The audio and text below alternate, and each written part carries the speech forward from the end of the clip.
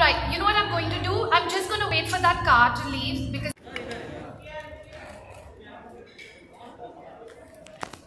मुलाकात करने की फाइनली हम मिल रहे हैं and it couldn't have been better than meeting for a story so special for all of us.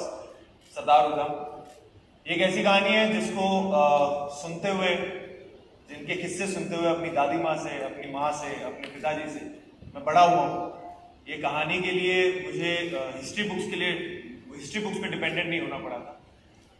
तो इस कहानी को लेकर कई सवाल जवाब हैं एंड हम उस पर बहुत चर्चा करेंगे एंड मैं भी उत्सुक हूँ वो सारी बातें करने के लिए। To everybody in India or across the globe, it had hit home in the most brutal way for all of us, you know. So a person who had taken an oath to avenge that bloodshed, not in India, but to actually cross borders 100 years back and go all the way into the heart of the British Empire and then to avenge that bloodshed, for me is a story of resilience, of bravery, of patience, of a very, very passionate person. If I understand your question, is that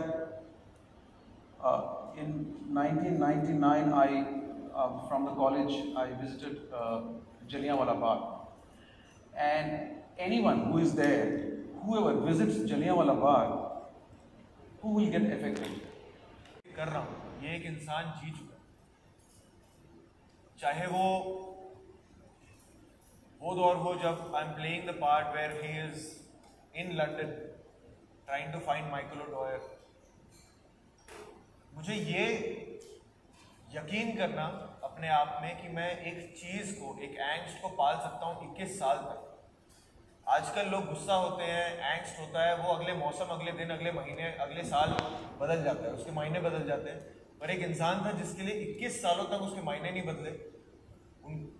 एक इंसान okay. They need to catch the light. Yeah.